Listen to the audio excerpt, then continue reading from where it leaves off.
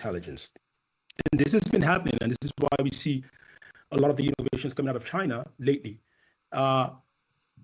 If we go to the United States, for example, where, one of the things that was happening last year, where they're now integrating AI-driven platforms such as, Khan Academy, GPT into their classrooms, even things like Coursera as well, and providing educators with intelligent assistants. A couple of schools down south in the US, private schools, public schools, universities, providing intelligent assistants that automate administrative tasks and enhance a lot of the learning experience with an experimental process. And if we push down into Europe, I'll sort of look at Scandinavia and Western Europe. One of the things that we're also seeing is where, for example, in Sweden, Norway, where they're using AI to develop more adaptive learning systems. So a lot of their learning systems, they're using AI to adjust the optimal pace of the student and the comprehension, and they're using that to quantify, the learning process and program of that student.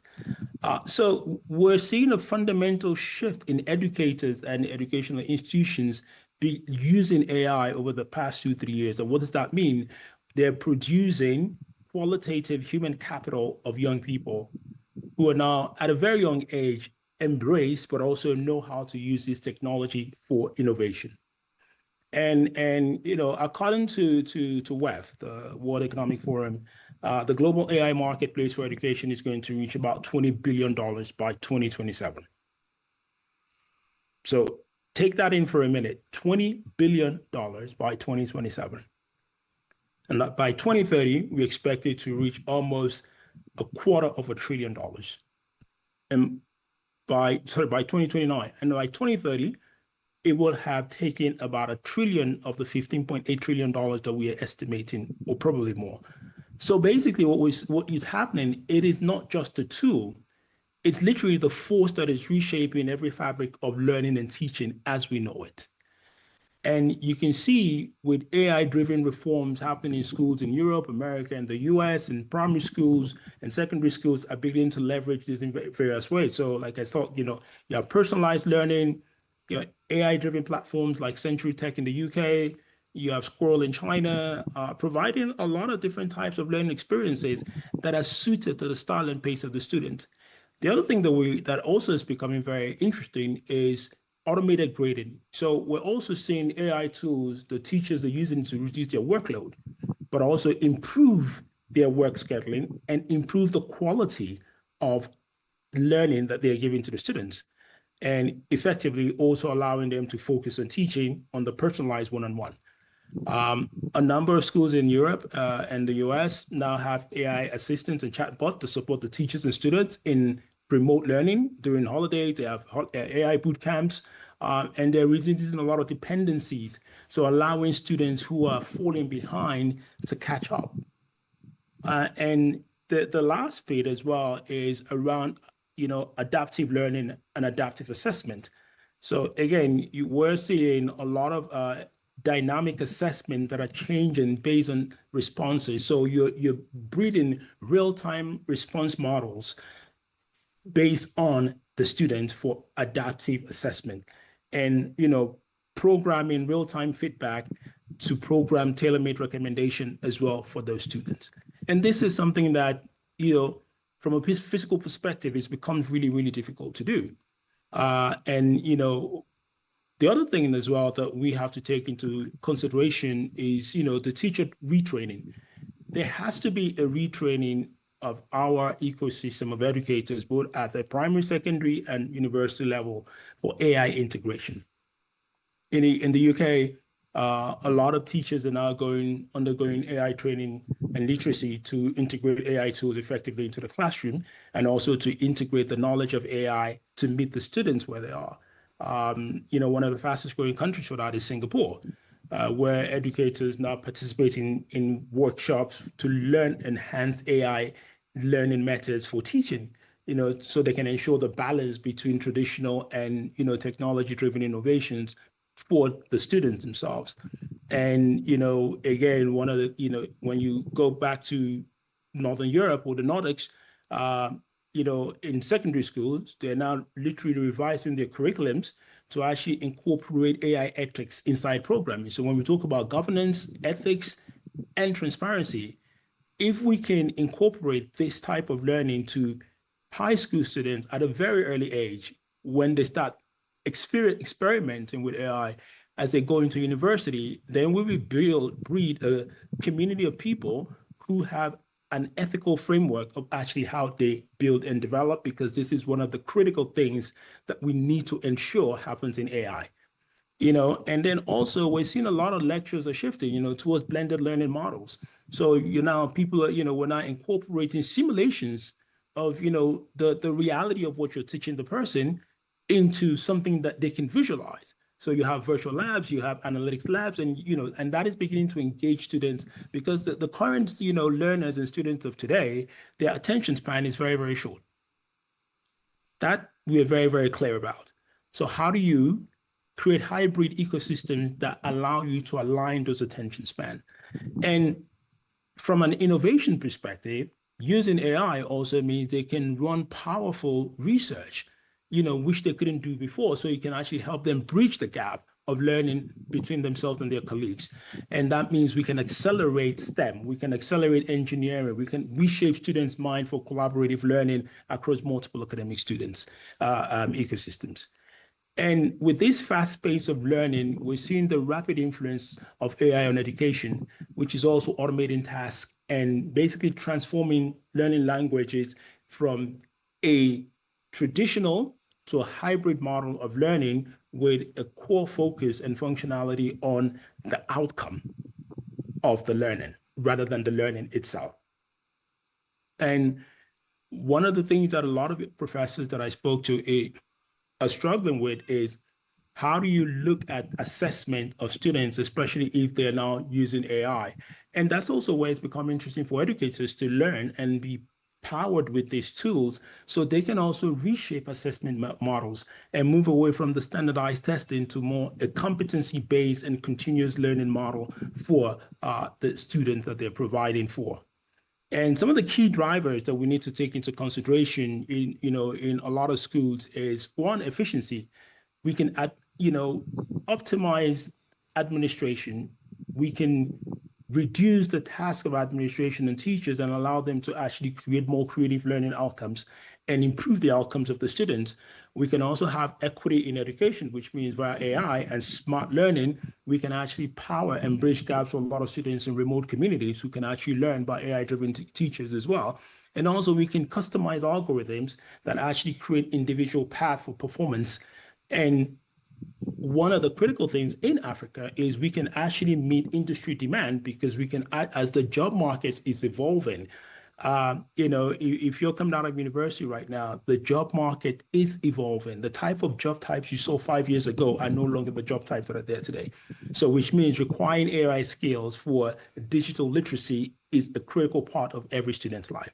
And it's a critical part of employment, because a lot of organizations, industry are now deploying enterprise AI into their organization. So which basically means that students who come out of university or who do not understand AI, their chances of even getting a job in the very limited market is extremely, extremely low. Then we're also seeing, need to look at government and private investment. So one of the areas that we're working on a lot is policymakers, making them in the education sector that they are the principal fundamental custodians of the way this knowledge will be transferred across our whole ecosystem. And a lot of AI-driven innovations in our policy and investment has to happen. Because if we don't look at that and start teaching from a very young age, one of the things that happen over time is when people just learn by themselves in a not so structured environment as well, you have a lot of people who build bias and inequality in AI. You also have, a lot of data security issues as people just build without understanding the fundamental framework. But another thing that we should also worry about is, the teacher displacement.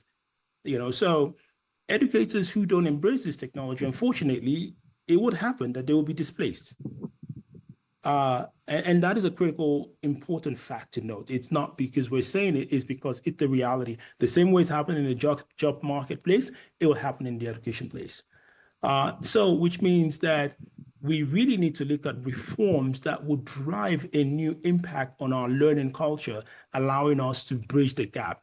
Because the future of our education system, our curricula, depends on how we look at this form of technology, which is sweeping the world like nothing we've ever seen before. And our national strategies for education has to be very clearly driven with AI. And also, a lot of schools have to have AI as a fundamental part of how they retrain their educators, as well, also educating them in digital literacy and smart schooling and digital literacy within schooling. And research and development then becomes a critical part of that. So it's over the past number of months where we've been talking to educators around Africa and globally, we're seeing an inertia process in our continent, in our countries, where educators are still being left behind because the fundamental decisions are made with AI as a strategy without necessarily looking at a specific sector.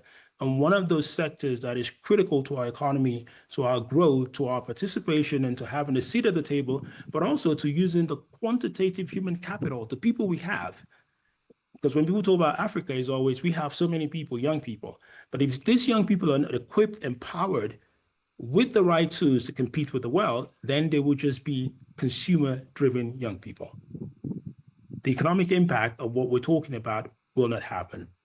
So we've been working with a lot of schools, private schools, universities, to help their AI transformation, to educate their teachers.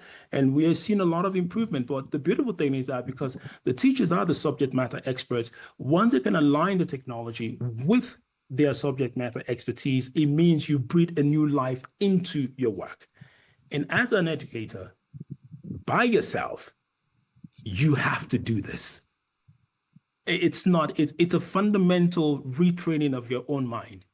And, as Africans, we stand at the critical junction. AI is not an education, as an education is not a luxury. It's a necessity. The global revolution is already here, and we can't afford our young people to be mere spectators because of the type of education. And our educators, all of you here, you're the backbone of this transformation, not the government, not the agriculture industry, not education. And with the right training, the right understanding, the right policies, and doing what we can from day one, we can actually prepare our kids for a better future, which is right here. So it's a very interesting but very close topics in my heart, the education sector with AI. And a lot of work that we've been doing is really helping, no matter how small, private public universities, private public schools, to walk the transformation journey so they can actually embrace the power and the value of this technology. So as I always say, the question is not if, the question is when. And the problem is the price you will pay if you do it now or you do it tomorrow. You have to do it. It is a fundamental change that has happened. So I really hope that as we start this series, we can engage, we can look at ourselves, and we can see that we have an opportunity to change this sector to provide a better future for the students and the young people in this continent. On that note, I'd like to welcome everyone again, and thank you very much. Back to you, Gibson. Thank you, John, for that informative session. Without diluting what Dr. John Kamara has said, and of course, always a fresh of breath air, I would like to give this chance to Sue. And please, you can also continue with the same trajectory. We'd love to hear your thoughts about this as well. Thank you so much, Gibson, and it's an honour to be here today, and always rather daunting to follow John Kamara because he's so wise and so experienced in so many different areas. What I'd like to talk to you about is this theme, continuing the theme of unlocking the potential of AI for education across Africa. My name, as Gibson said, is Sue Turner. I've spent 50% of my career working for very dynamic, very entrepreneurial businesses, and 50% leading not-for-profit organisations across the UK. And in all my different roles, I'm the chair of one organisation, a non-executive director, I've been a chief executive. In all these different roles, I've been really frustrated that we create data in silos in our organisations and then we keep it in those silos. And as a leader, whether that's in education or in industry or running a charity, you quite often have a real gut feel. If only you could find the insights by linking those different silos together, you'd be able to really lead your organisation forward. Now, I don't come from a tech background at all. My background is communications and government relations and marketing. What led me into this world of AI and data was that frustration. I wanted to know how to link this data together and how to find the hidden insights. So I was lucky enough to find out that the UK government were creating new master's courses, MSCs, in AI and data science. This was back in about 2019. So I put my hand up and said, I want to be in the first cohort of people going on these new master's courses, which are conversion courses specifically to bring new people, diverse thinking into AI and data science. So that's what I did. I started the course in 2020, finished it a year later. And at the same time, I set up the company AI Governance with the mission to inspire as many people as possible to use AI with wisdom and integrity. And it's the wisdom and integrity that's the really tricky bit. And my inspiration for all this is a phrase that a woman called Rachel Colcott used when she said, we need to make sure that AI benefits 8 billion people, not just 8 billionaires. As my worry is that the way we're concentrating power in the hands of a tiny number of tech companies means the rest of us get disenfranchised. And education, skills in AI is the key way that we can change that we can help more people hold on to their own power and their own agency. So thinking specifically about AI in education, there are differences between what's happening in England at the moment and what's happening in Africa, but there are some useful similarities and opportunities too. For example, I've been helping recently an English independent school, a fee-paying school. They want to modernise and they want to use artificial intelligence to help them do that. Their problem is that their current administration, the way they run the school, is very old-fashioned. Information is held in people's heads rather than in systems that AI might be able to access. Some teachers are afraid of using artificial intelligence. Others are using it in secret. They think they shouldn't be using it and they don't want to tell everybody else what they're doing. So there's no cross-fertilization of ideas. The head teacher of the school is very sceptical about use of AI, both in administration and in teaching. So he's not giving them guidance. He's not giving leadership from the top. And this may all sound very familiar to you as educationalists in Africa. Now, of course, in Africa, there are unique challenges as well. Limited equipment, such as laptop, can be a major issue. Unreliability of internet in some areas, teacher shortages, different languages, the digital divide. They're all real challenges. AI potentially can help solve them. So I'd like to spend just a couple of minutes exploring how AI can help with administrative tasks in education, and then talk about enhancing teaching and learning, and address some of the ethical issues as we go along as well. So starting off with the administration side, often forgotten, but as John was just touching on, it could be incredibly important for AI to empower administrators and free people up to do different work in our schools, colleges and universities. One example I've come across recently from one of my clients is they have a really awful website. It's very clunky. There's a lot of information in it, but it doesn't make it easy for individual visitors to that website to find information. So what do people do? They phone up. They email, they ask the same questions again and again and again about what's happening at the school. The information's on the website, but it's too hard to find. So what this organisation is going to do is put a chatbot powered by a large language model, something like ChatGPT, onto the website. And this bot will have the context just of the information on the website itself. So it can't go off and talk about something completely different. It can only surface information from the website. So if the information is on the website, the person making inquiries can get that information very easily. They don't have to take up the time of the administrators by phoning them up and asking those same questions again and again. Another example is using AI to automate scheduling. You want to use your resources efficiently. If there's patterns in how you do that scheduling, which is what we use our human brains for, then AI can find those patterns, reduce the burden by automating that process. But it goes beyond efficiency as well. We need AI to help us tackle teacher shortage crises that we have in different parts of the world. Online AI-powered platforms can be really useful to deliver high-quality teacher training. So those aspiring teachers, perhaps they're in remote areas, perhaps they haven't had great foundations in their own education, but we can use AI to boost them up. And in the near future, we'll have personalized AI tutors guiding those trainee teachers as they go through their own training process. Again, on the administrative side, we should be using generative AI tools to help write job descriptions, to help draft interview questions when we're wanting to hire staff. But always remembering that generative AI tools like ChatGPT, they make stuff up, they hallucinate, they're not surfacing truth.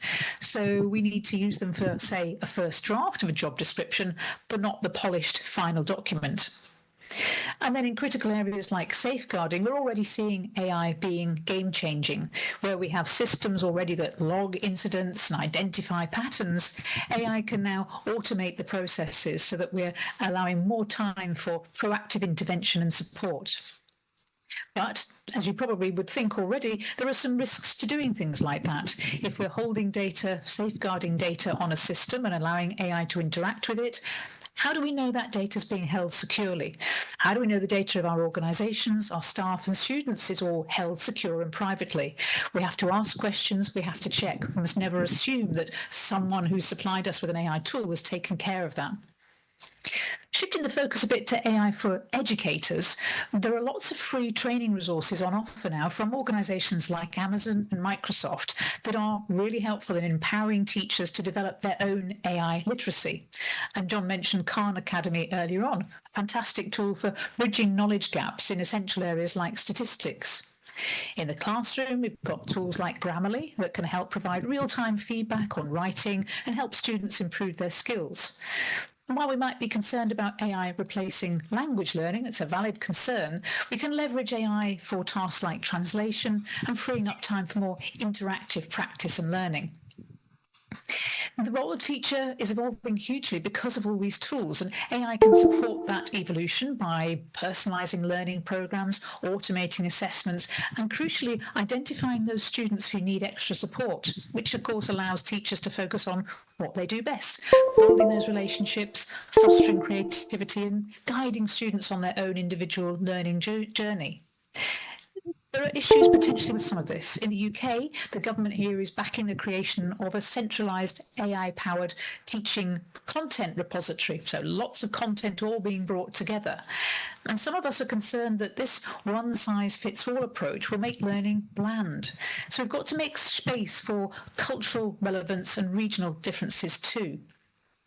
I'm very honoured to be a founder member of the United Nations AI Skills Coalition, which will be launched next month. Companies like Amazon Web Services and Microsoft are involved in it too, and we're all bringing our training courses and other resources together and making them available to everybody in the world. So hopefully that will be a way that lots more resources become available for everyone to use. And we need to address some of the challenges that all of this brings. As AI becomes more prevalent, I'm really concerned that a few languages are going to dominate in the world, and we're going to be quashing wider cultures and languages. As educators, you have a vital role to play to ensure that the content you're teaching reflects the rich diversity of all your cultures and traditions. I've said already that AI will change the role of teachers. I think a lot of that will be for good, but not always. In future, we can see we might have a teacher in a central location with thousands upon thousands of students learning remotely through their personalised programmes, through automated assessment. The teacher can't hope to have a deep understanding of all their students in that scenario. They can respond to the students that the AI tools flag as having particular issues, but a lot of teachers tell me they don't like the idea of having so much less contact with each student in the future. Others are afraid that this means teachers' jobs are going to be displaced with the bot doing what they as teachers really love doing. And these are all real and genuine concerns. We have ways to look at AI governance. I won't go into the detail now for time, but I can touch on that later if it helps. The big threat lurking, which I must mention now, though, is artificial general intelligence. That's this super intelligent AI systems that we don't have at the moment, but a few tech giants like OpenAI say they're on track to create them in the coming 2 to 5 years. If a few tech companies dominate this field, we need to influence them now to pay attention to the needs of different communities across the globe and ensure that there's equitable access and that benefits are shared by all. I hope that helps you. We've had quite a gallop through there, lots of different ways that AI offers incredible opportunities to transform education in Africa, empowering administrators, enhancing teaching and learning. But it's not a magic bullet. We need to use it thoughtfully, ethically and equitably. And I believe we can foster collaborations between educators, policymakers and technologists so that AI supports future generations to thrive in this AI-powered world that we're creating. Gibson, I'll hand back to you. Wow. That is, I mean, I love that perspective, and it really ties into a broader conversation around AI's role in making education more inclusive. One major takeaway for me is that AI can open doors for students who traditionally face learning barriers, whether that's through adaptive learning systems, real-time translation, or assistive technology for students with disabilities. Thank you so much, Sultana. I would like to give this chance to Dr. Heglón, and please. Gibson, can I just Yes, answer a question before Dr. Heglón comes in as a question there? Sorry, Doc, just give yes, me Doctor. Okay, cool.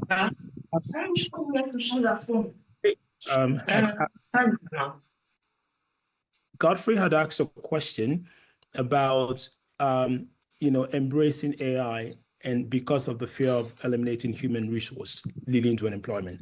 And that is a fundamental question that has always been happening, Godfrey, as we sojourn and travel around the world. But the truth is, I always ask people a simple question: have you ever seen AI? I mean, have you seen it? It's not a person, right? It's a solution embedded inside any network, right? So if you think about it that way, it means someone has to still use it. Someone has to develop it, and someone has to apply it. So the person who understands how to use it, the person who understands how to apply it, is the person who will take your job, not the AI itself. So in a lot of ways, the critical thing that you should think about, Godfrey, it's the same way with the evolution of the digital era. The same question we asked. Yes, AI is a little bit different, but if you do not embrace the knowledge of the technology, because it will also open more doors for you, like Sue talked about, other type of doors for you, you will then be lagging behind in the ability to reinvent yourself in this new era of AI. And that is a critical thing that you have to think about. So I don't want you to think too much about, is AI going to eliminate? Yes, AI will eliminate some jobs. If you look at the World Economic Forum data, 92 million jobs are going to be eliminated, 170 million jobs will be created. So where are these 170 million jobs that's going to be created? What sectors are they in? And where the 92 million jobs that are going to be eliminated, what sectors are they in? So there's an evolution of jobs. There's each sector, the job type, an educator's job will evolve. And that is the most important thing, is about how do you equip yourself with the skills and the tools you need to become more relevant in this ever-changing future. I hope I helped your question. Back to you, Gibson. Thank you, John. That is a fascinating take, and actually it aligns with the broader trend we are seeing in the workplace, where AI is shifting job roles rather than eliminating them. The conversation now is about reskilling and adapting, not replacing human workers. Having said that, we are going to have a short session of Q&A after Dr. Heglón speaks, and I would like to invite him to take the mantle. Dr. Heglón? All right. Thank you. Thank you very much.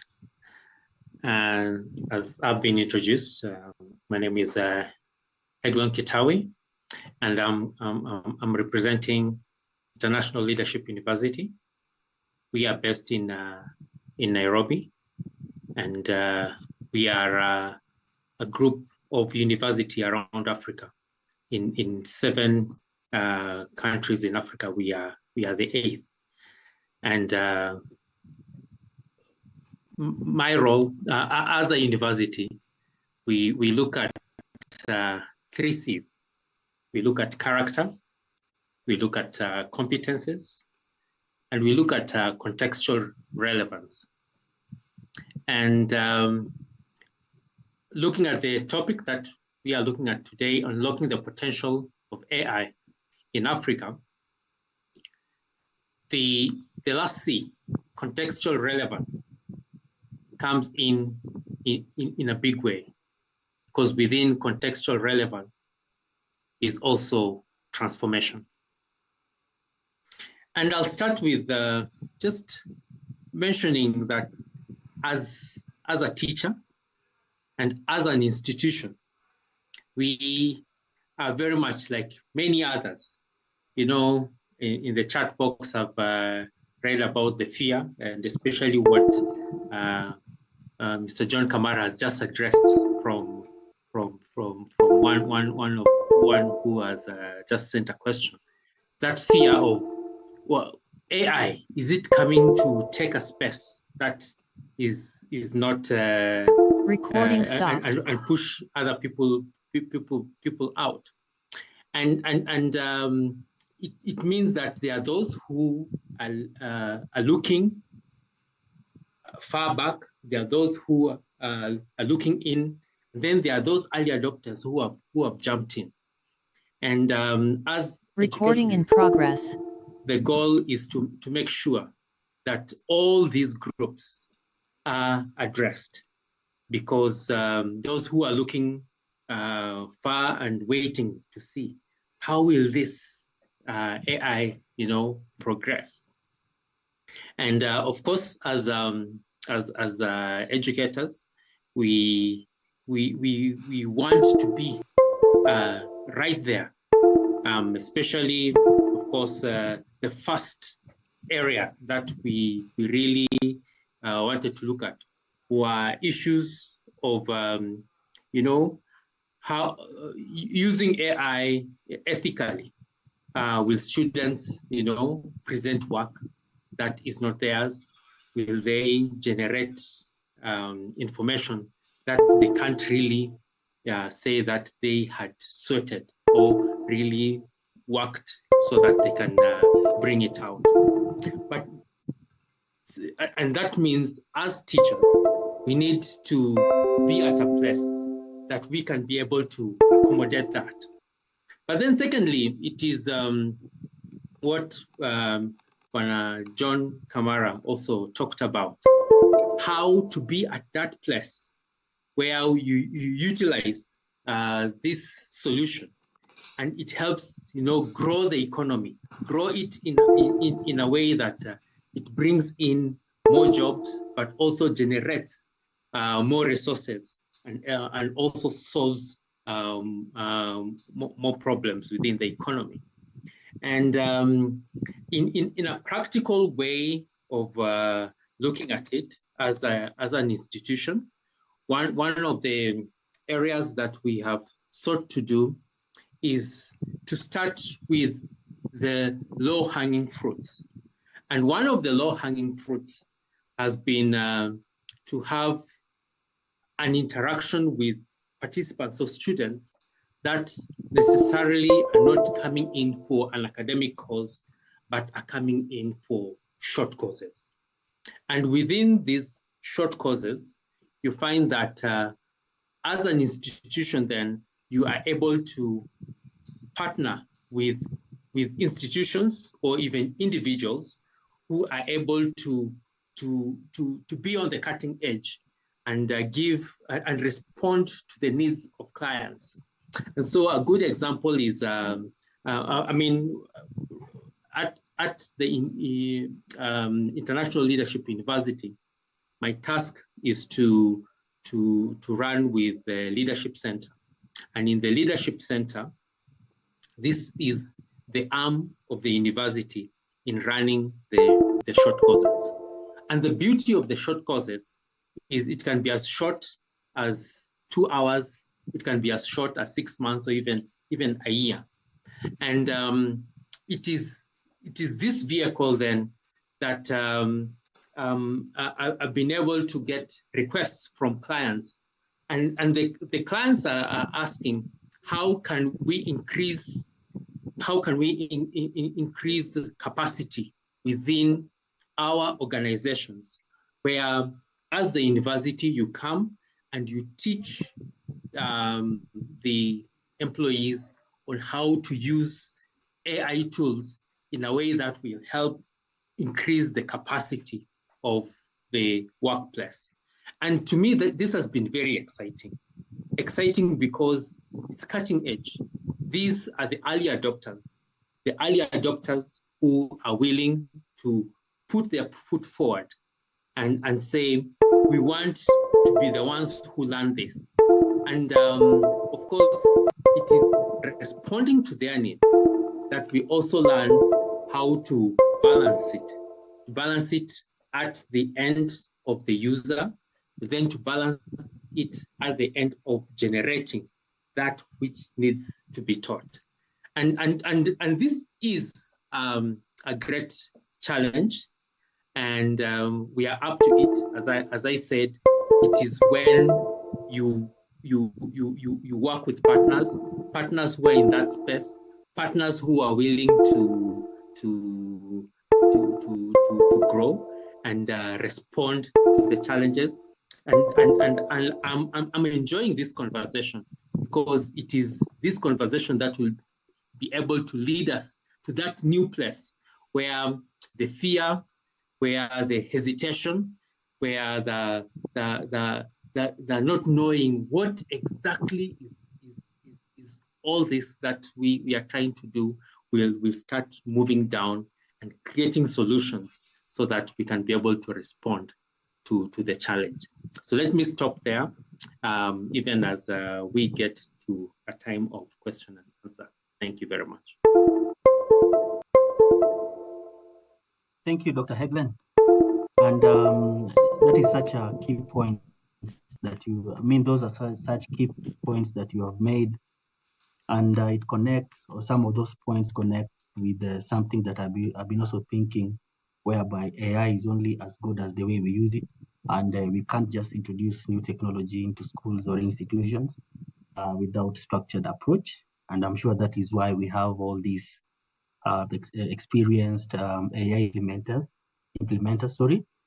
So yes, it means we need proper training for teachers, ethical guidelines for students, and a long-term vision for how AI fits into the educational system. Thank you so much, Dr. Heglón.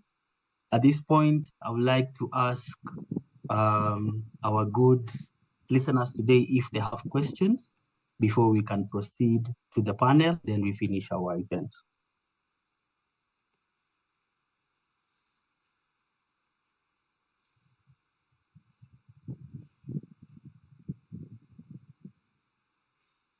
You can just raise your hand. You are about 40, so I'll just be perusing. Jasin, my how do I call it? Co-host, you can also be assisting me in checking.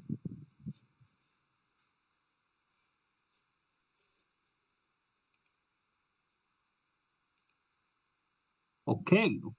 I can see Stan. Hi, Stan. The floor is yours. Good evening, and thank you, Bona Gibson, for this chance, and for the whole team for putting this together. It's quite an insightful session in Matters AI. I'm Stanley from Nairobi, Kenya. I'm a STEM trainer working on Scratch and a bit of robotics. So my huge ask will be on AI. How do we narrow it down to like training it to the awesome young minds we are teaching in our respective schools? Like, are we looking at it in the holistic view of AI?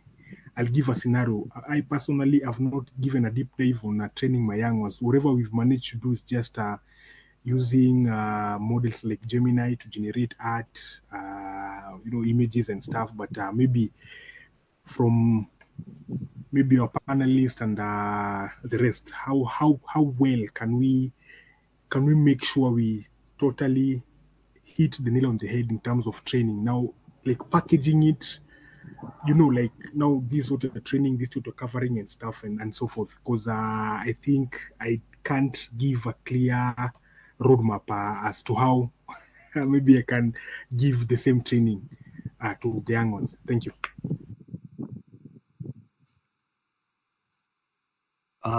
Thank you, Stan. Yes, John.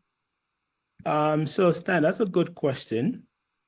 And if you want to think about a technical roadmap, the first thing that you need to understand is, obviously, I don't know where your knowledge of AI, especially in robotics, ends, but the first thing you have to look at is your curriculum that you're teaching the student, because there is the theoretical and the practical side of robotics.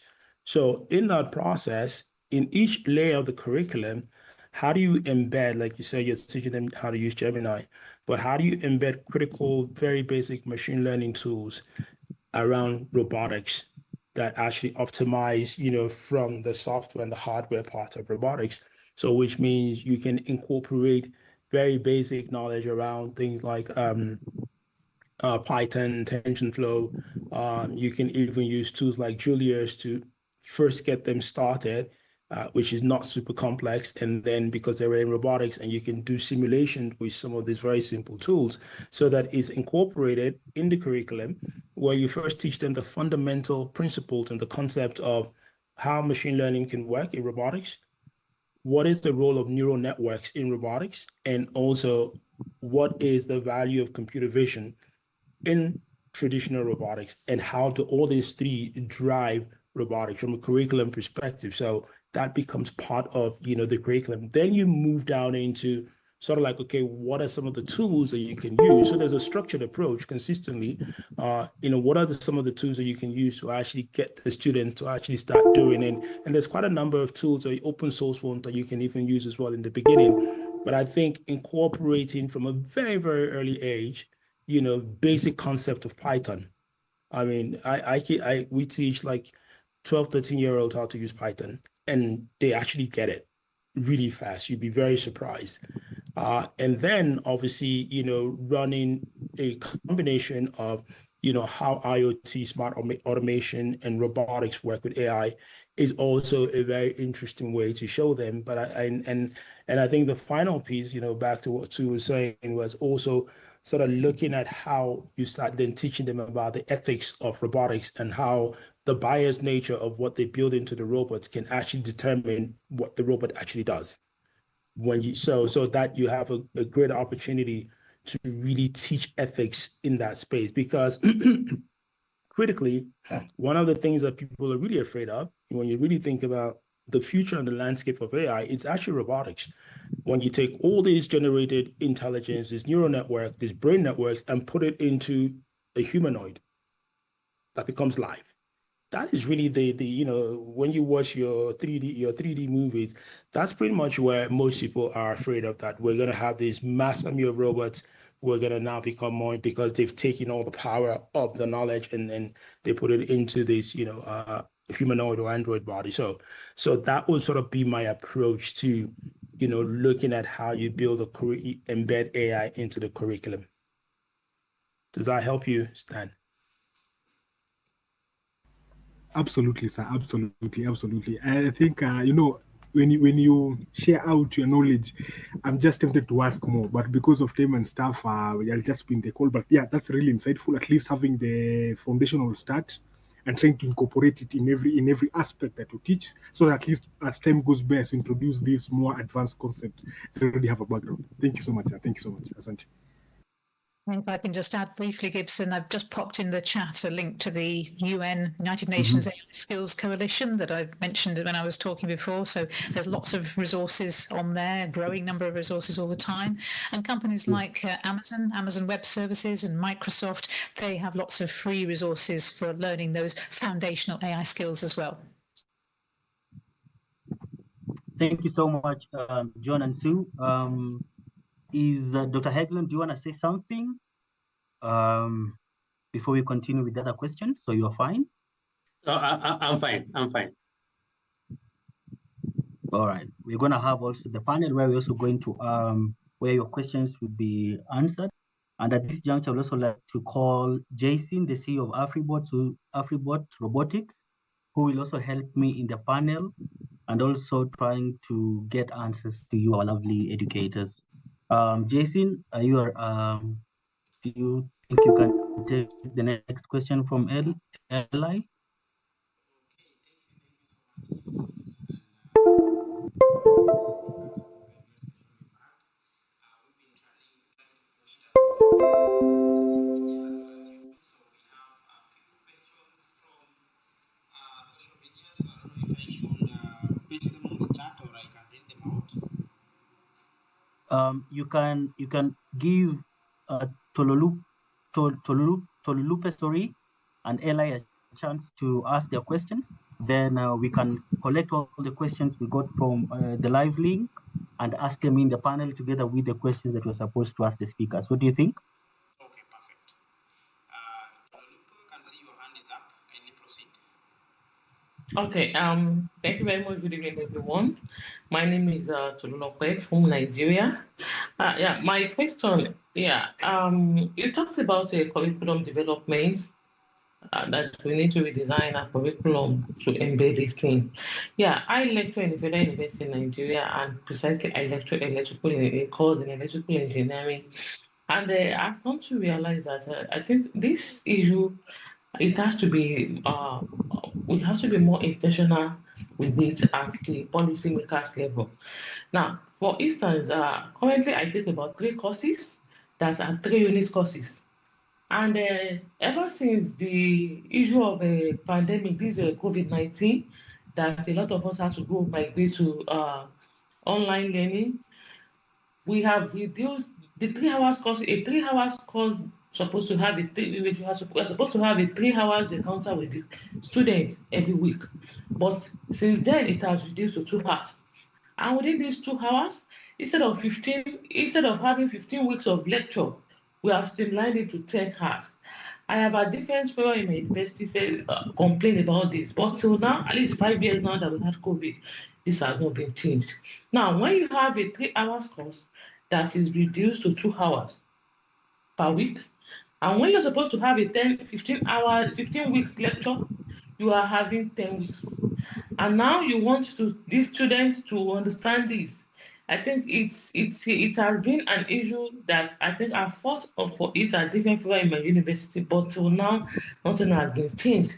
And that has even metamorphosed into having challenges when it comes to final year student supervision of their project. Because you give students project work, and when they come back, the only thing they are bringing back is ChatGPT response. Even I took my time several times before they started, take them through how to go about the research. But it is so difficult for them, it is so difficult to take them to this the traditional way of carrying out research. So I don't know. Now that we are, of course, I am not an advocate of AI taking our work. I am not. But these students of nowadays, how do we get them to understand the traditional way of doing research and this issue of the policymakers in our institutions, especially in Africa? Maybe I should streamline it down to Nigeria, because that's where I stay. How do we get it on board? Because I know the European countries, they are doing very well, but here in Africa, let me pop back to my country, we still have a lot to do in this regard. So these are my questions and worries as far as AI implementation and adaptation in our university is concerned. Thank you. Thank you so much, Tolupe, for your question and concern.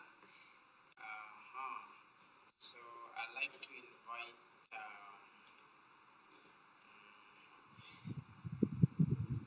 Miss Sue, if you can handle this kindly.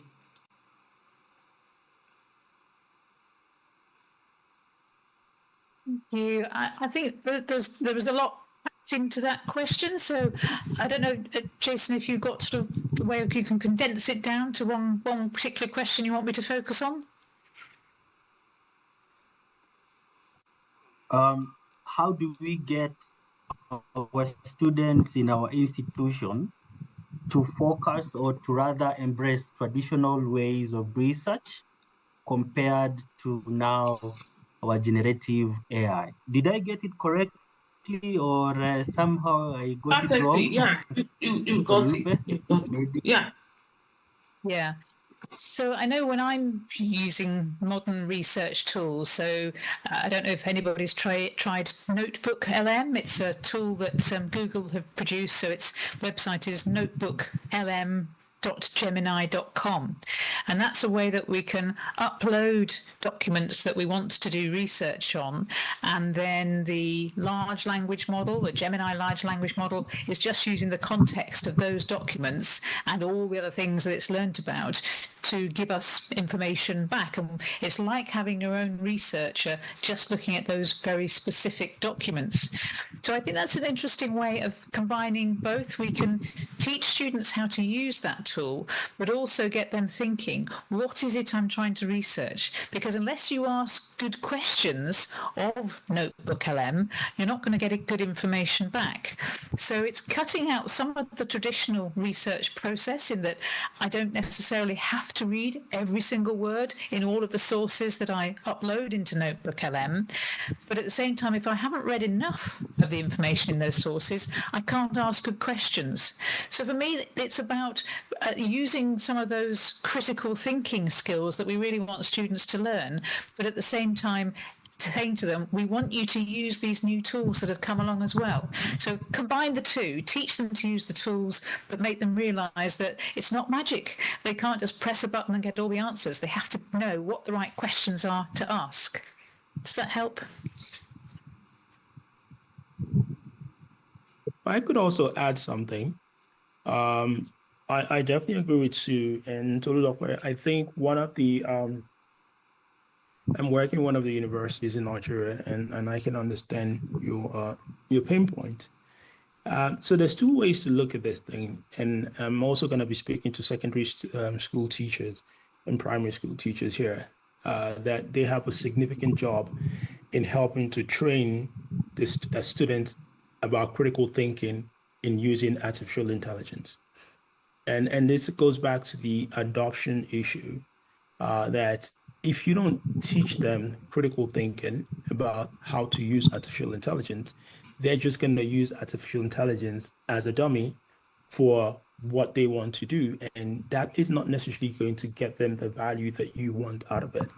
So it's a very, very important combination. And it's important that we're able to teach them at a very young age how to do this thing, because once they get it at a young age, then they use artificial intelligence actually for very insightful, deep research. The type of researches that they would do would be groundbreaking. That's where you want them to go to. The reason why traditional models are going to be outdated, because you can't do, it will take you a year, 2 years to do groundbreaking research in medicine. But you can combine that into less than 2-3 months if you really know what you're doing to do a groundbreaking research. So I don't necessarily think it's the fact of trying to figure out how to get them to use traditional models. I think it's how to get them to think critically in the process of how to use artificial intelligence and teaching them how artificial intelligence actually works. So you also become someone who if you're going to teach somebody something, you have to use the thing yourself and really figure out how it works. And then going back to the secondary schools and the primary schools, they have to do a better job to prepare the students to not just be copy and paste on artificial intelligence, but actually how to critically think and how to use these tools to better their knowledge process. Oh, thank you so much, Mr. John Kamara and Sue, for the insights. Actually, you just reminded me of when I was in my first year at the university. We were given a orientation to the library, where to find specific books, and even how to use the digital library, as well as Google search engine, how to ask proper questions. And it's really interesting connecting the dots. Now, how to even get deeper using AI.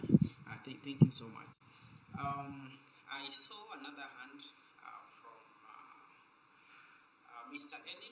You have a question?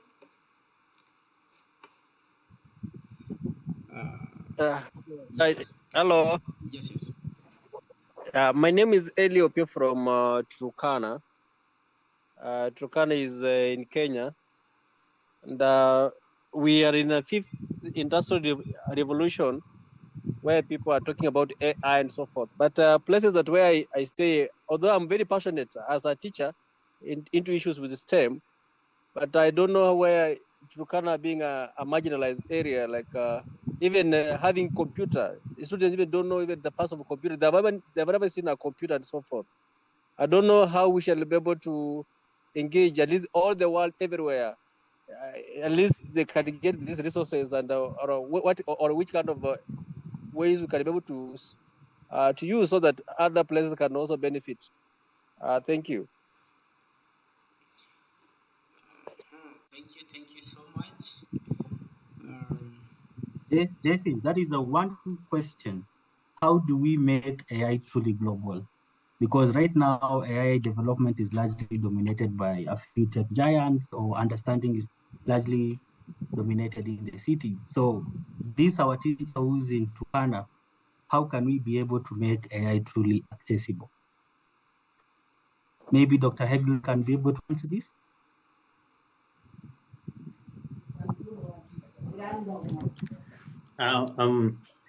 You know, one of the things, I'll repeat what Mr. Kamara has said. And the key thing is first, and it's connected to the earlier question where we were asking, how do we get our students to understand the traditional way of doing research? Because they are looking at AI as a shortcut. And yet AI is supposed to help them become much better, as Mr. John Kamara mentioned. A groundbreaking research that would take years and years to accomplish, with an AI tool, you can do it in a much less time. To answer your question directly, then it is to start teaching those critical ways of preparing them, because you may be in a state where you are not able to even have access to a computer. But then even when you have access to a computer, then how are you using it in the most beneficial way? And so it is teaching the skills that are able to take the learner to that place where they appreciate. First of all, it's appreciating. But then also, as a teacher, you cannot teach what you have not embraced. And so it is also making sure that as a teacher, you are at a place where you have enough information to guide the learner to the place where they are able to get what they need. And so I'll answer the question in a way of preparing the learner so that when they get an opportunity, they are able to embrace it. That's how I'll answer that question. I know how difficult the marginalized places are, but it doesn't mean that you don't have opportunities that you can take advantage or embrace. Also as well. Thank you so much, Heglón. John? Yeah, so I think, Ella, your question is also fundamentally correct from an investment perspective and a policy perspective. And this is why some of these conversations are very important, that the policymakers have to understand that to make AI truly global and to make AI diverse and also allow for people across young people across marginalized communities who have access to understand this tool, they need to provide the basic infrastructure, which is, like you said, the laptop, the basic internet. So we need to make sure that the education system, and this is when we talk about transforming education, because if we can get them to understand that it has to be transformed, then digital learning education in schools will then become a primary thing, because we know we have to use AI. So that is part of the job, to really get, educational administrators to really sit and understand the changing landscape and what they have to do from an investment perspective to help places like Turkana. There's also the opportunity to look at a lot, I know Turkana very well, to look at a lot of the organizations who are trying to support education. And I think you can prepare presentations for them to say, hey, look, if you want to support Turkana for all the, hydro energy that, folks are drilling there, then there's also the opportunity to help us in this education space. And this is what the impact is going to have. Then the last part is, while you're doing all that and we're trying to convince folks, you have a phone, right? You have a phone.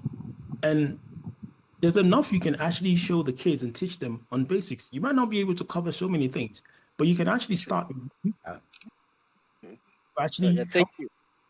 To begin to understand what AI is. You can do the little that you can. Thank you. Gibson, just I'll pop in the chat now. There's a link there to AWS, so that's Amazon Web Services. They are doing a lot of work in different places around the globe to improve connectivity, improve infrastructure, improve basic facilities for communities like yours, Eli. And it will be worth contacting them, perhaps with a group of schools, a group of educationalists and universities, to say our area is lagging behind, and see if you can get on their list of areas that they pay special attention to and put extra resource in for you. Thank you so much. As you prepare to lead the panel, do we have any more questions? Maybe one before we can continue to the panel. And Jason, maybe we can take maybe 10 to 15 minutes so that we can release the team today. I don't know, maybe 15 minutes. Do we have any questions? Wait. All right. Jason, maybe we can continue to the panel.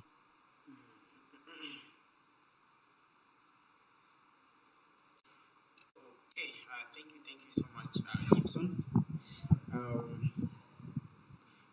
We can move to our panel discussion, and this will be open to all our speakers. In the meantime, feel free for participants, feel free to share with us your questions in the chat. Should we find time, we'll respond to them. So the first question is, what are some of the what strategies exist for making AI tools affordable or free to underprivileged schools? So I think that's in line with what Mr. Eli from Turkana had asked in terms of resources, but then there's this element of the strategies. So Gibson, who should attend to this? Maybe we can give a bit of time to say something. Or John or Heglón, please jump in. This is a panel you can. Even Irene Curia.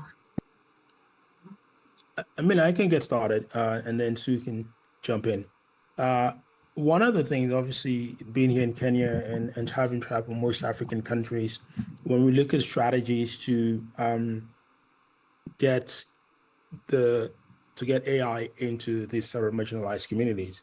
So there's three ways to look at that. The first one is a government-focused strategy, because there's a huge part of the policy around implementing AI in schools that is going to drive the fundamental overarching change of both curricula and people, and also the instruction level as well. So that is a fundamental strategy that we're adopting, speaking to the Ministry of Education and putting together a coalition so that we can actually show them the impact of both the positive and negative impact of what if we don't do X now, what will happen. And in that strategy lies the functional things that we have to implement, from infrastructure, which is your laptops, your internet connectivity, where we bring other companies into the foray as well to sort of form consortiums that we would then use to drive. Then the second part is educating educators.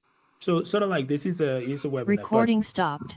Specific workshops and training modules to educate educators hands-on, because also there's the context that Heglón talked about earlier on in Africa. Yes, you can learn stuff, all this stuff, but you need to then see how someone helps you to understand the context and curate that information in a way that finally makes sense to your context, so you can pass on the same context to the young people. So that is a lot of one of the work where working with a lot of schools right now, private and public schools, we're beginning to reform the school itself to look at the strategy within the school to drive the human knowledge, which is the educator, to look at the infrastructure indexing, and then also the people indexing, which are the young people, to then create a framework for the school to say, okay, this is how you're going to work.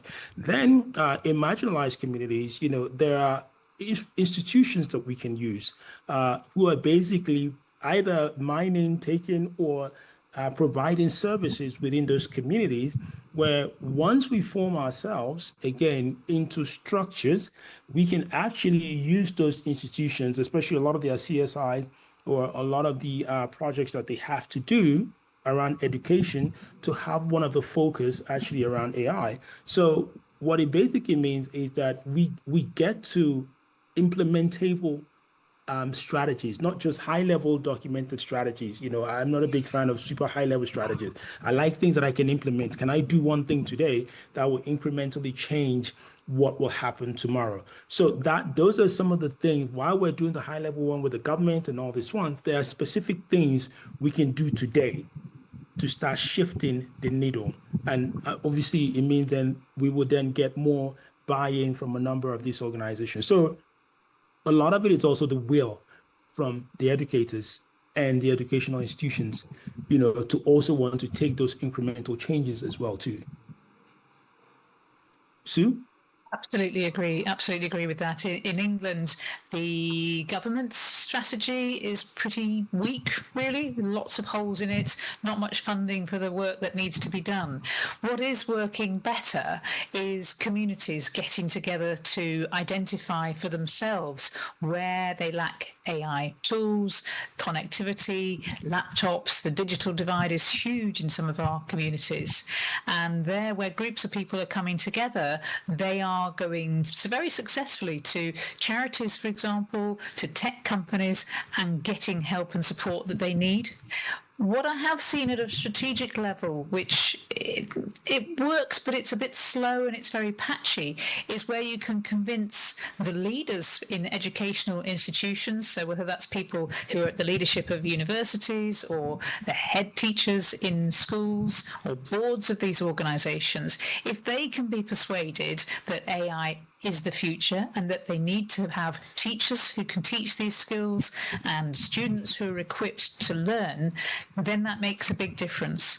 But as I mentioned at the beginning when I was talking, I find too many leaders of these organizations are themselves frightened and not well equipped to be driving that change. But if you can get leaders of your organizations to get behind this, to say that they have the desire, the drive, the passion to make changes and to equip the school, the university for change, that really does make a difference. But otherwise, it's about grassroots. You come together with your colleagues in your organisation, bring in people from other parts of your area who are suffering from similar problems, and drive that grassroots change yourself. It's hard. It's really hard when you've got so many other things to do, but it will make a difference, particularly because some of those Recording in progress. and the charities are listening, and they will fund your work if you can find the right people to make the application to. Thank you so much. So on to inclusivity, and this will go to Dr. Kitawi. So what steps can schools take to accommodate students with disabilities in AI-based learning? Dr. Kitawi? Yeah, thank you. Yeah. I mean, I would answer it in a way that is how those who have are challenged are supported, because what I liked about AI is capacity for groundbreaking.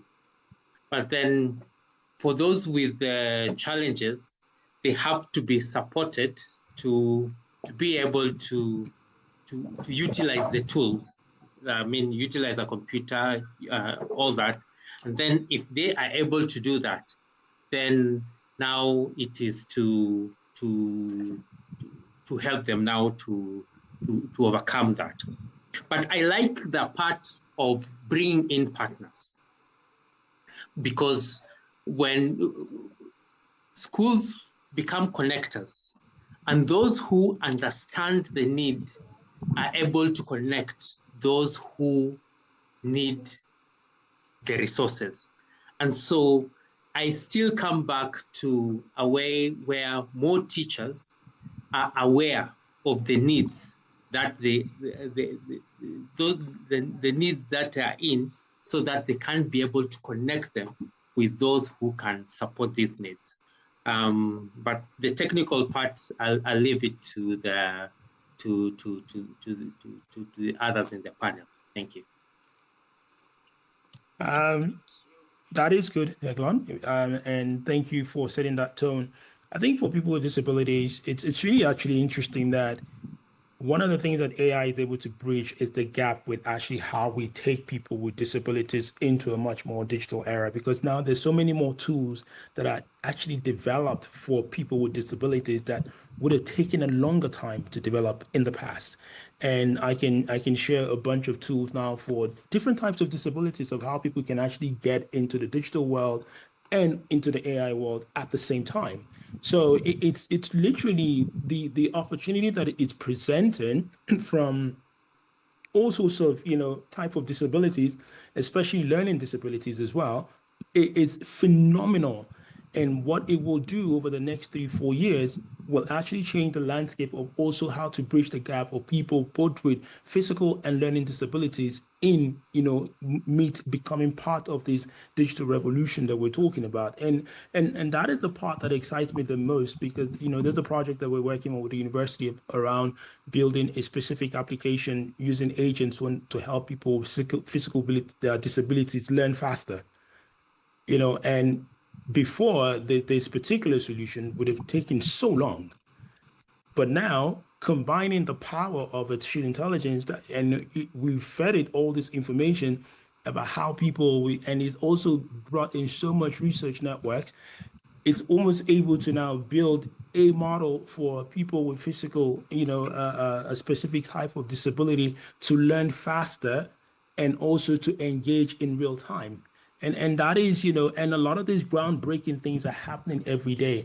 And again, back to, if as a learner, if you don't immerse yourself in this world to even see some tools that you can use for your, students with disability, then you're also doing both yourself and your student a disservice. So, and I echo basically what Heglón said, you have to first embrace the opportunity to be a student again as an educator. Thank you so much. The last question from my end, then Gibson will proceed and read a few questions from the comment section. So talk about the future of AI in education. How can AI be integrated beyond traditional subjects to include VTC, the vocational training, and also enhancing practical skills?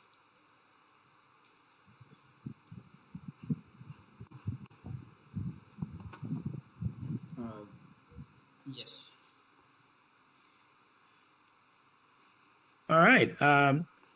So I'll give you an example. So the people in a lot of young people today are in social media, social commerce, that's how they try to make money. And a lot of young people are in creative industry. And one of the places that AI has cannibalized quite a lot is the creative industry, very, very fast. So we then started a program where, how do we train these young people in the creative industry to learn how to use these AI tools so much better so that they can still put their creativity embedded inside what they do for their clients. And this, which basically means they continue to be relevant, they continue to make money. And so we developed AI in creative marketing courses, how to embed your own specific knowledge, and then training them very simple AI, how to actually build simple AI algorithms for actually how to even increase their own search functionality. Now, this is a young person who's in the creative industry, all of a sudden is thinking, nobody's going to hire me to make videos anymore, right? Because you can make videos yourself, can't you, today?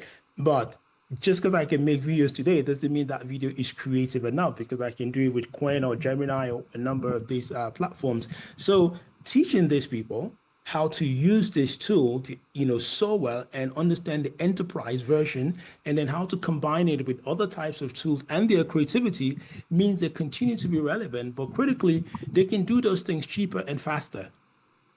Which obviously means that for me, I don't need to go do those things because this guy can still do it cheaper, faster, and he has more time and he can do more work. So that is one, and this is one of the stuff that, because it's a huge industry, the creative industry in Africa, in the continent. And then if you move down other types of industry as well, if you look at the engineering industry, the same thing. If you look at manufacturing, how do you, help people to build critical automation tools to actually help them do their job better so they can produce more? And also the quality of the job can be measured better, and also the quality of the outcome can be measured better. So it's really I like the practical hands-on part of AI. That's really what gets me excited when we say, I have used it to do this one thing. It has changed my life. It's giving me more time. As an educator, you want more time. You want more time to yourself to do things and also to increase your knowledge base. So even just the practical ability to learn how to use AI tools to build your own curriculum, and then refresh that curriculum, test the curriculum, also do your own in-depth research and support your other tutors, that is actually a win for you as an educator. So that is, some of the practical, things that we're seeing every single day. And these are like, and we can go on into some more diverse sectors that we work in, but it is happening, and folks are really getting the value out of it the more time they put into it. So it's not only about ChatGPT. There is a lot of enterprise AI value that you can use. And if I can add to that as well, Jason, the ability to think about how you use data in teaching is fantastic. So think of geography, for example, and you think, what's geography got to do with artificial intelligence? Well, it's all about data. What information do we have, and how can we link it together?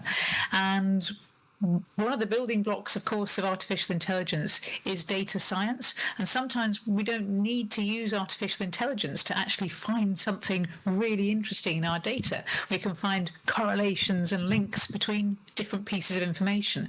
So I quite often suggest to people they get started by looking at the information that they've got in a subject like geography, for example, and that might be lots of numbers, it might be satellite images, could be all sorts of things.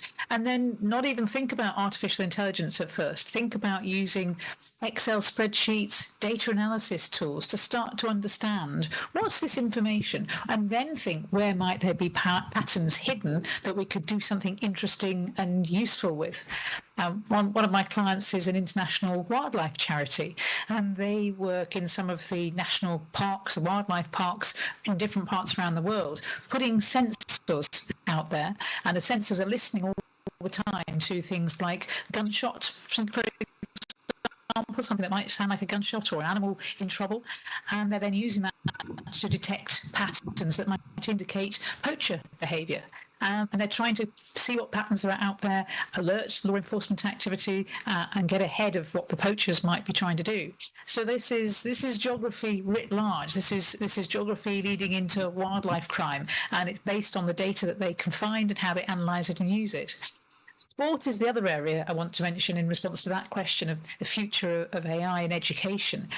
Sport these days on a commercial basis is absolutely full of data, and it's run by people who understand how to maximise and get the best out of the individual sports people, the teams as well. And again, that comes down to the numbers. What do the data tell us that this person is doing which is excellent compared to this person who's even faster, even better at whatever their sport may be?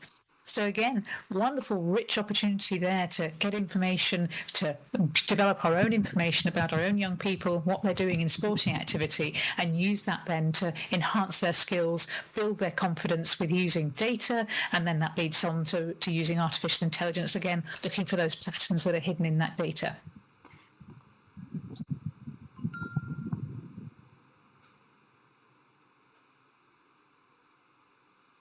Thank you so much, John and Sue. Finally, I would like to read, and I mean, thank you so much, Sue and John, for populating also our chat. I would also like to urge our educators to go to the chat and try to click on the links, try to connect with our incredible panelists, so that we can also move with the same speed they are moving on. I would like to ask the last question from Miss Antonina, and the question is: how, when, and what should we introduce our young ones or kids to the world of AI as mentors or parents to ensure continuous engagement with AI?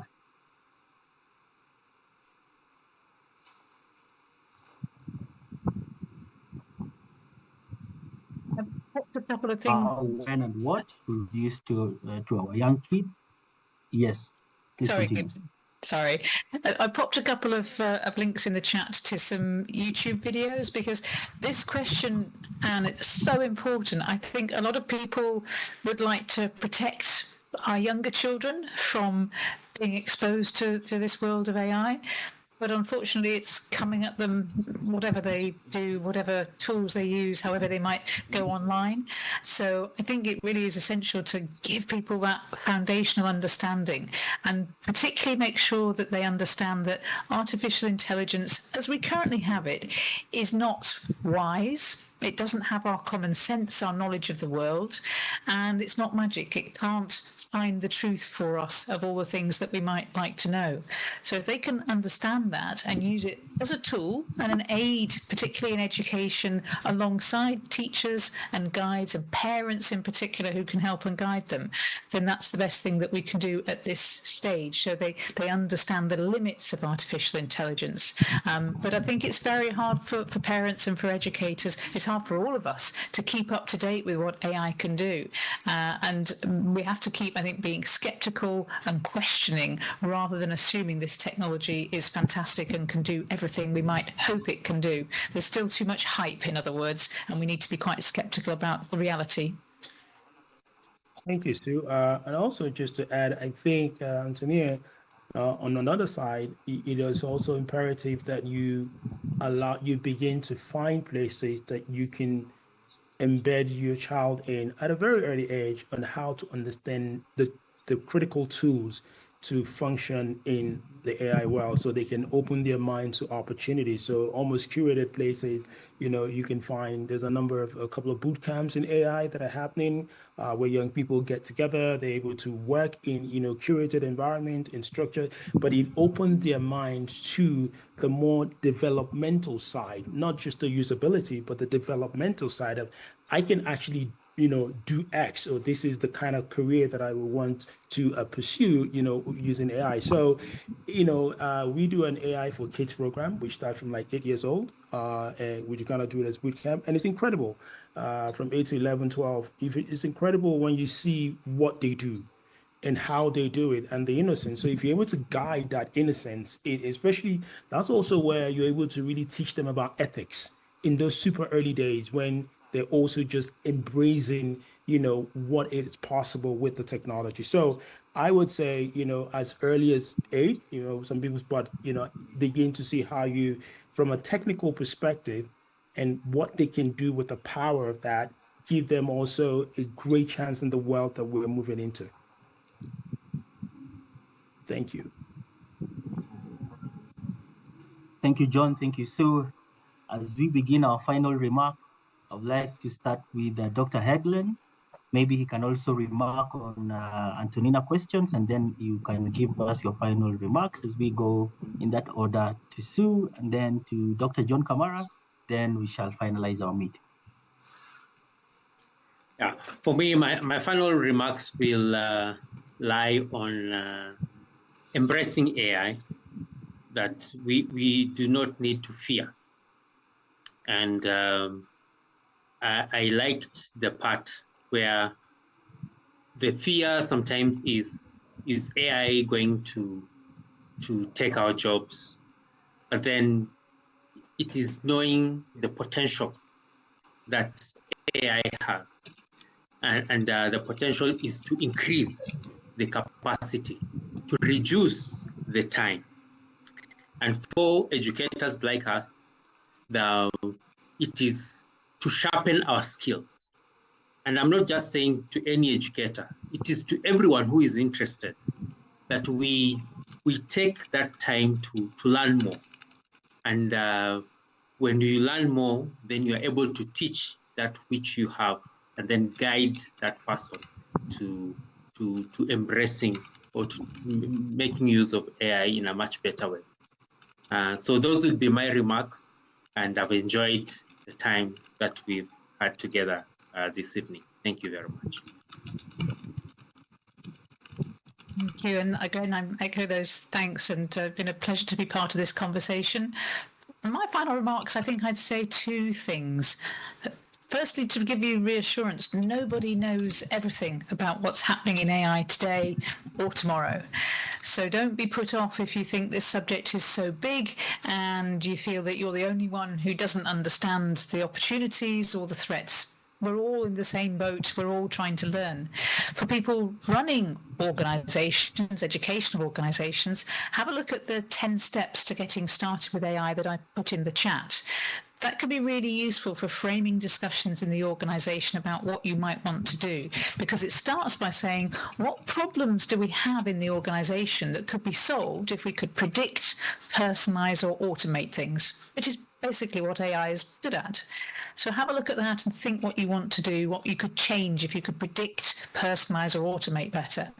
And for educators, dive in. Now's the time to get your own learning moving, to start to build some confidence about what AI is, how it works, and then spark ideas with your colleagues and with the students as well for what you might want to use AI for in the classroom, and keep your eyes and ears open for new opportunities as they come up.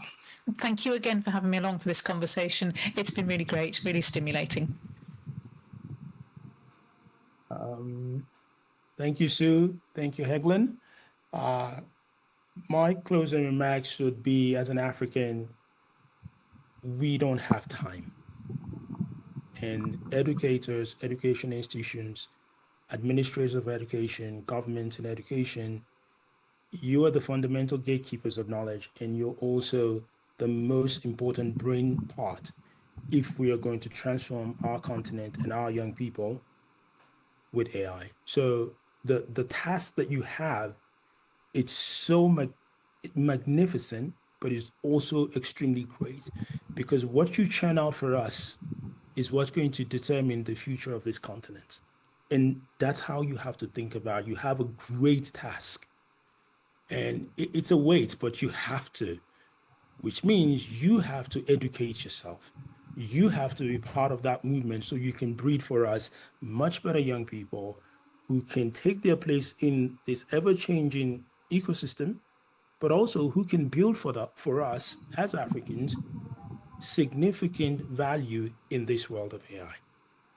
So I implore you, I encourage you, and I invite you to take the mantle and transform our education piece by piece.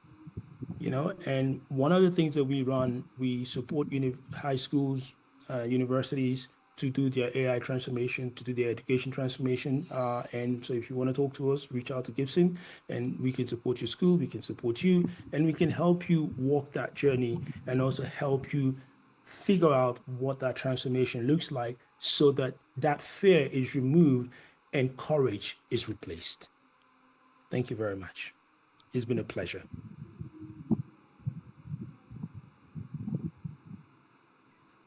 Thank you so much, Dr. Heglón, Sue, Tana, OBE, and Dr. John Kamara. Indeed, it has been an incredible and insightful discussion touching on so many crucial aspects of AI.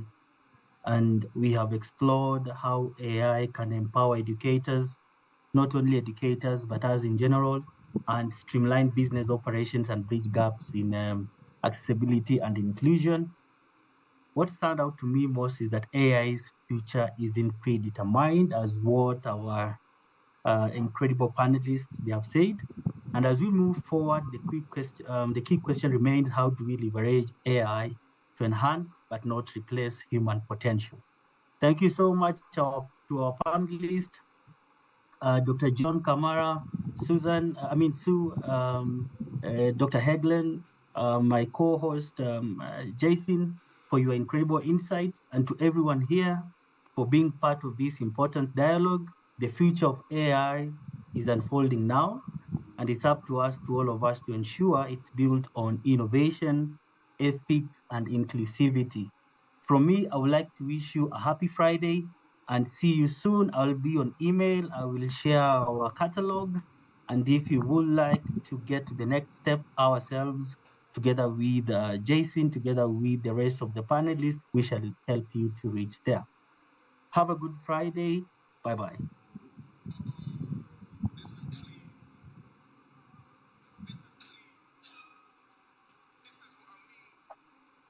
Thank you so much, team, for joining.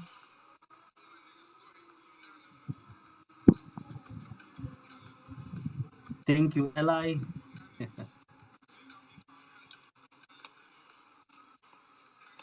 Thank you, Faith. Tolupe, thank you so much.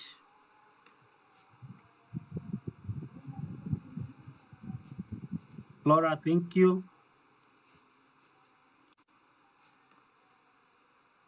Have a good Friday, guys. See you.